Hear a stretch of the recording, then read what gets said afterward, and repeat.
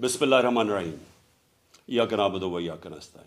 میرے پاکستانیوں، پولیس مجھے جیل میں پکڑنے کے لیے آ گئی ہے باہر، اور ان کا یہ خیال ہے کہ جب عمران خان جیل میں چلا جائے گا تو قوم سو جائے گی۔ آپ نے ان کو غلط ثابت کرنا ہے۔ آپ نے یہ ثابت کرنا ہے کہ یہ زندہ قوم ہے، یہ محمد مصطفیٰ نبی صلی اللہ علیہ وسلم کی امت ہے، یہ لا الہ الا اللہ کے نعرے کے اوپر بننے والی قوم ہے۔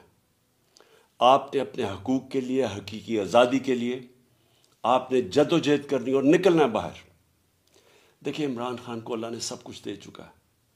میں آپ کی یہ جنگ لڑ رہا ہوں، میں تو اپنی ساری زندگی جنگ لڑی اور لڑتا رہوں گا، لیکن اگر مجھے کچھ ہوتا ہے یا جیل میں جاتا ہوں یا مار دیتے ہیں تو آپ نے یہ ثابت کرنا ہے کہ عمران خان کے بغیر بھی یہ قوم جد و جہد کرے گی، اور یہ بدترین غلامی ان چوروں کی، اور یہ جو ایک آدمی فیصلے کر رہا ہے اس ملک کے، یہ کبھی آپ قبول نہیں کریں گے۔